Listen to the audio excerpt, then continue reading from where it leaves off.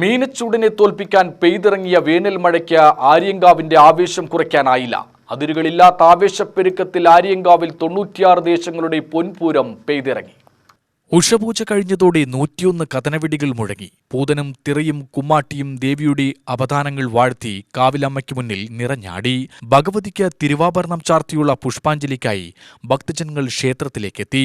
കുതിരകളിയുടെ ആവേശത്തിന് തിരികൊളുത്തിക്കൊണ്ട് പൂരത്തിനെത്തുന്ന ഏക പെൺകുതിരയെന്ന ഐതിഹ്യപ്പെരുമയുള്ള മുണ്ടായ കുതിര എറുപ്പ ക്ഷേത്രത്തിന് സമീപമെത്തി പള്ളിമഞ്ചലിൽ വിശ്രമിച്ചതോടെ കുതിരകളിയുടെ ആവേശമായി.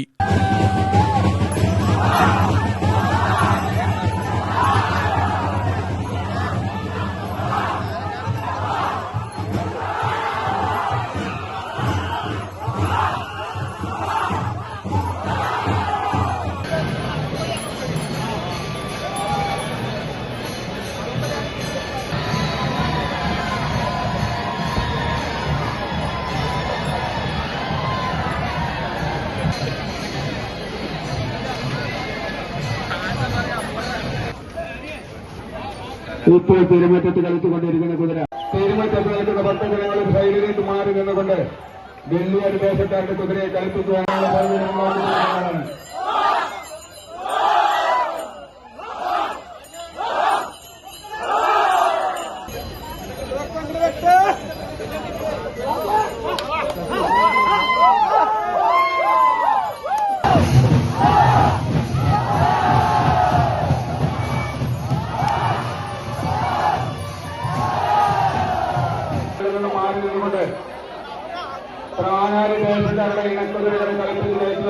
പിന്നെ നിരനിരയായി ത്രാങ്ങാലി, മാന്നന്നൂർ, കള്ളേക്കാട്, ചുടുവാലത്തൂർ, ഷൊർണൂർ, നെടുങ്ങോട്ടൂർ, പനയൂർ, കവളപ്പാറ, കാരക്കോട്, ചെറുകാട്ടുപുലം, കൂനത്തറ തെക്കുമുറി, കൂനത്തറ വടക്കുമുറി കുതിരക്കളും ത്രങ്ങാലിവേലിയും ക്ഷേത്രത്തിലെത്തി.